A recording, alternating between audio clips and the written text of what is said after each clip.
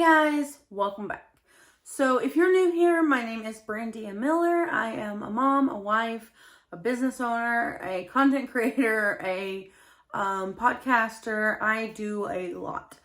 But today we're going to talk about podcasts. So basically, I have had some questions since starting my podcast, how I started it, and just like basic little stuff like that. So I wanted to get on here and just make a video about how I started my podcast, why I started my podcast, what I use to do my podcast, just all the different things that I think are important to know. So basically, I started my podcast last year. We're on season 2, so I think it was last year. And I just basically started it so that I could grow.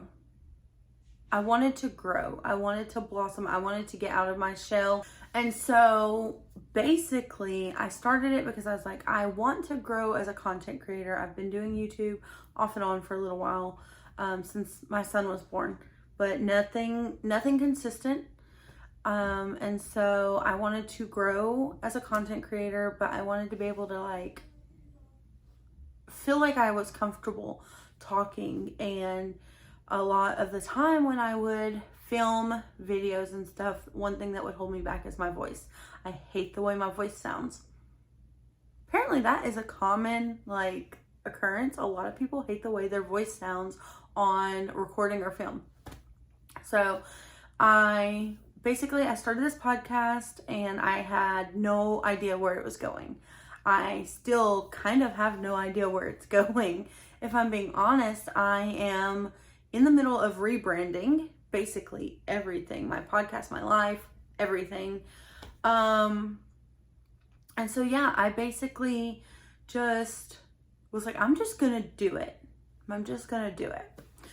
And that's not to say that there has not like been like any kind of mistakes or anything like that since I've started, but I will say I don't regret it, and it's so easy to do. It's so easy. If you have stuff in your head that needs to be said, you can literally start a podcast about anything. There are podcasts about plants. There are podcasts about movies. There are podcasts about reality TV shows. There are podcasts about parenting, about divorce, about money. There's podcasts about everything. So today I'm going to show you guys some of the equipment that I use. I'm going to talk to you guys about hosting your podcast. I'm going to talk to you guys a little bit about monetizing your podcast. So yeah. Basically, there's a whole lot of information that I'm going to talk to you guys about. I'm going to talk to you about copyrighted music for your podcast, everything. I don't know if I'm going to cover everything. I'm only on season 2 of my podcast. I am by far, I'm not any kind of, I wouldn't say I'm not a professional, but I'm not a professional. I make money, but I am winging it a lot of the time. However, I do recommend that you become a member of groups on Facebook for podcasting. And there are some for women and there are some for just regular podcasting. There's some for men. There's all kinds. And really interact with the posts, listen, take information down, because that's really helped me. There's people in these groups that's been podcasting for 10 years. So definitely be active in the groups and listen. You'll grow, you'll learn, and it will really truly help you. But yeah, I'm going to go ahead and I'm going to show you guys what I use. I will try to link everything in the description. If you cannot find it in the description, you can shoot me a message or whatever, and I'll see if I can help you out. But basically, I'm going to go ahead and show you what I personally use. So, first thing you need is a laptop.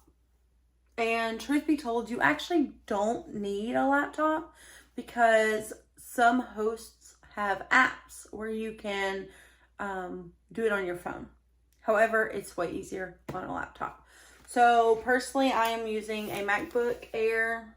I love this thing. It's a little dirty, but I love this thing. I use it for a lot of content creating, and it has a lot of good space.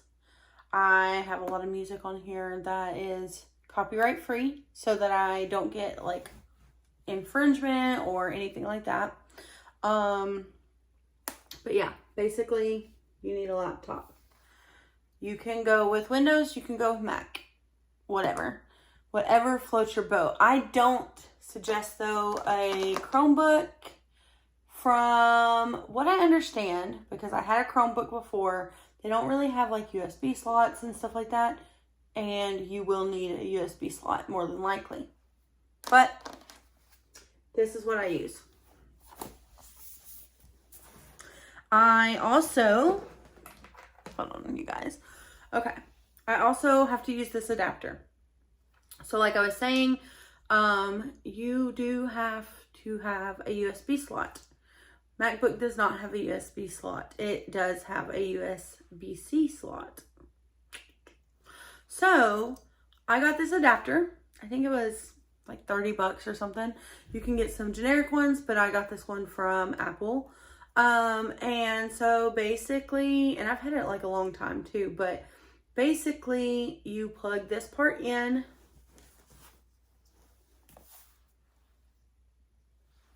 Plug it in here. Try to focus. But yeah, so you'll plug it in there. You'll plug your USB in here. And then that's how your microphone is connected.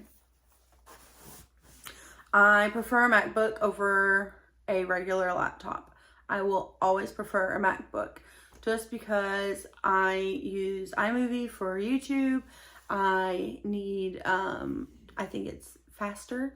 I think it has better storage. I think it's updated more often and the software is better. I think, these are just my opinions, but I just love it. And I love that it can integrate with my phone or an iPad or whatever.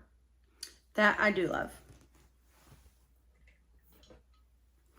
So, next thing you'll need, okay, so this is really optional, and I'm going to explain why in a minute. Next thing you'll need is a microphone though. This is a Samsung G-Track Pro. Basically, if that thing is plugged into my MacBook, this is plug and play, and I love it. There are extra accessories that you can get for podcasting for your microphone. You can do headphones. They have like this thing that goes in front of your microphone and it's supposed to like make the sound better and whatever. I don't know. I don't use any of that. I try to simplify the process. I'm very minimalistic when it comes to a process. I want it to be easy to replicate, because if someone comes to me and says, hey, how did you do this? I do not gatekeep. I want to tell people. I'm like, oh my God, I did it like this. You know, da da da da. I don't care to help you. So basically, you need some form of digital device to upload your podcast with. You need some form of equipment to record it. And it may even be your digital device. And then if you have a MacBook, you will need an adapter to plug in a USB. That is literally what I use for my podcast. Those three things, that's what I use. So now you know, it's very easy. It's not a lot of equipment. It's something you can very easily get started with. The microphone is a little more expensive. I can't remember exactly how much it is, but it is a little more expensive. Obviously, MacBooks are an investment, but that's what I use for my podcast. Okay, guys, so this is the host that I personally use.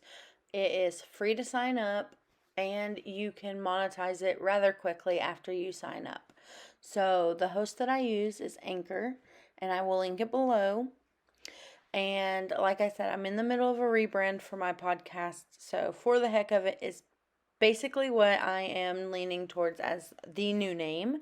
And then it will show you kind of like a little mini checklist of things that you need to do to get started, like make your first episode, set up your monetization, and then, of course, get listeners.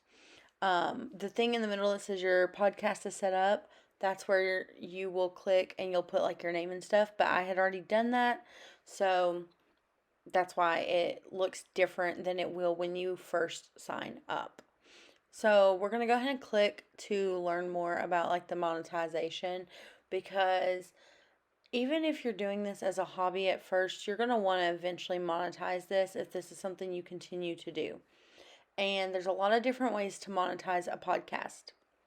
However, Anchor allows you to monetize your podcast almost basically right off the start. So you get like 50 subscribers or listeners, not subscribers, sorry. You get 50 listeners and you can monetize your podcast with Anchor ads. Brands will also reach out to podcasters and they will collab with them, and there's also, you can do deals, whatever it is that, you are looking to do to monetize, you can do that. So basically, we're going to click and you'll see that on your podcast site, it will say that it's unavailable because I haven't published anything. But you do get a public site, and then we're going to click episodes, and you'll see that it tells you create an episode. You want to click that, and there's multiple ways you can create an episode. So you can record right on Anchor's website. However, the problem is it's like 5-minute increments. I hate recording on their website. I always use my voice memos on my MacBook or my phone, and I will upload it to their website. So you can do that. You can record on a different recording agent or whatever you want to call it, and then just upload it. But basically, I'm just going to show you guys, like, this is where your library is. There's music. You can do background music. You can do sound effects. And you can do music with Spotify. You can do messages from, like, listeners. This is basically where you will set everything up for your podcast. Now, unfortunately, I can't show you how to add ads here, but ads are very simple. It will pop up like right over here to the right of your screen where all the information is, where it says browse, drag files here. Right around there, it will pop up a button to put an ad in.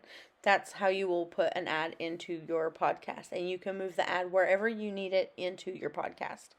But yeah, so basically I'm just showing you guys all the stuff that they offer, transitions, stuff like that. It's really simple, and I am going to do like a little small recording and just show you guys how to go ahead and add it to your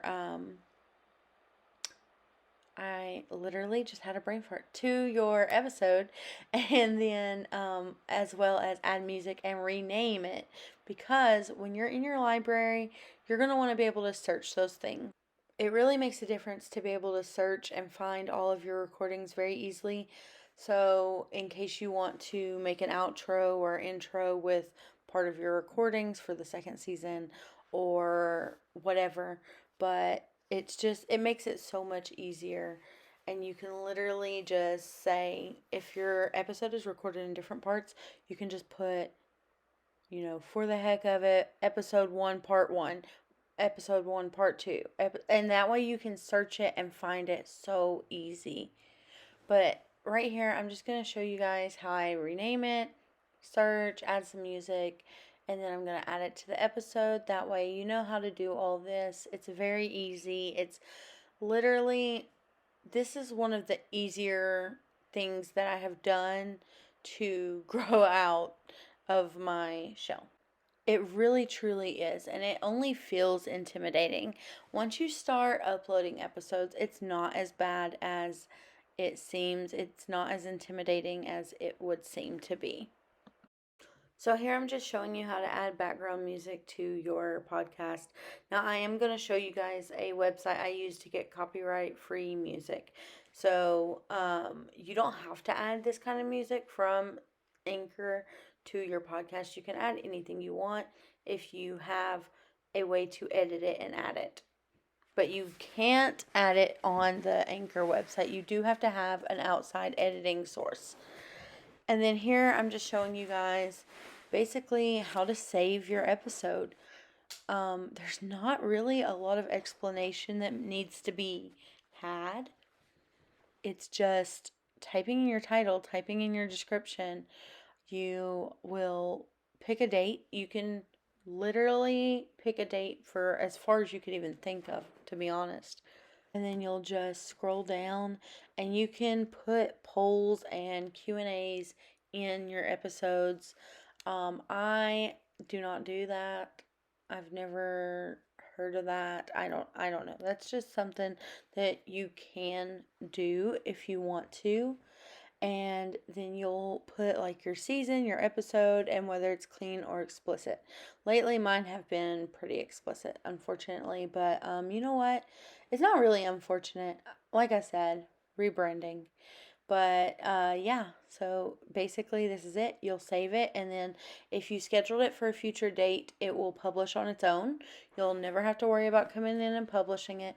And then if you scheduled it for now, it will be up within usually an hour or so is when it takes to make the changes. Oh, and you can add your art for an episode right here. However, if you don't add art for the episode, you can always just do the entire podcast art. You don't have to have art for each specific episode. And I am going to show you guys the site that I use to make my podcast art. And I use it for everything actually, but that's what I'm going to show it to you guys for today. And then when you click on money, this is what I was telling you about monetizing your podcast. So these are host read ads. They are for Anchor. I don't know anybody that's ever had an ad for anything else, but I don't talk to a lot of podcasters. But as you can see, once you get 50 listeners, you can unlock ambassador ads and you can monetize your podcast that way. There's other ways to monetize. I'm going to show you some of them. Some of them obviously are not included in this site, but with the ads, I think it's like 1 cent per listener or something like that. It's not a lot, but as you grow, you make more, and you can cash out. I think it's at 15. I can't really remember because they recently like kind of changed it a little bit to show you better what you're making, but you can do listener support. You can do a subscription. I've never heard of a podcast that has a subscription, but it's a cool thought. So it's just a good way to supplement an income from something you're doing and monetize it and just get a little cash flow basically. But these are your settings, and this is how your podcast is distributed. So, podcast availability. This tells you where your podcast is available, and this is automatic. So, once you start distributing your podcast, if you basically let them distribute it, then it will go to all of these like different platforms. This will be where your listeners can find you no matter where they listen to their podcast. They can find you on these platforms. And there's ways to connect your Anchor account to the analytics for those websites like Apple Podcasts, Google Podcasts, so that you can actually just log in to Apple Podcasts and see your analytics, because I don't think Anchor even shows you like fully what their set of analytics are. Anchor will show you analytics, but it doesn't actually show you like each individual one. It will show you a collective amount. And this is where you will edit the details of your podcast, your platforms for social media, all of that stuff. And your email and stuff is in your feed for your podcast so people can get a hold of you, but also it will email you if anyone ever tries to claim your podcast. So I found that out recently, actually. Now we're going to go ahead and jump into music. This is the site that I use for all of my platforms. As you can tell, YouTube is my biggest one that I download for. They do track your use of the site because you have to have your platform registered with the account so that the music will not be considered copyrighted. But yeah, so this is basically the platform that I use. It's called Epidemic Sounds. And in the description of this video, there will be a 30-day free trial if you sign up with my link. But yeah, so basically, I'm just showing you around, showing you what you can do. You can check out your accounts. It shows you all of your saved. Discover new music where they suggest different things based off of what you've downloaded. Your community. This is what I was talking about. If you sign up with my link, you will get a free trial, and I will get credit for getting you signed up. When you have people sign up under your link, you get $15 credit. After 12 people sign up, you actually start making money. But yeah, it's just a good incentive to basically share the website. And then this is the yearly and monthly price differences between the different subscriptions. So I have personal, I pay monthly, so I do pay like, I think it's $15.99 or something, or $15 even.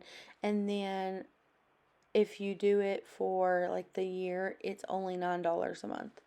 I don't need a commercial, but it's good to have if you do other accounts for other people. And then you can also just buy single track licenses, but that's expensive. Let's just be honest. And then this is my favorite part, browsing all the music. I can browse this website for hours, and there's so many ways to categorize music, you guys. Like, look at all the different ways that they do it. And they do it by mood, they do it by genre, they do it by themes, albums, sound effects, literally every way you could think. And then this is the website that I was telling you guys. This is Canva. And I use this for all of my digital content, YouTube thumbnails, my cover photo, sometimes my profile photos if I need like a background, definitely my podcast art. And you literally can just go to like logos or Instagram Square. Those are the perfect size. And if you go to logos though, you can scroll so many different things. They have so many different pre-made logos. You can just change the names, change the words, and some of them you can change the colors. I will also include a link for Canva Pro.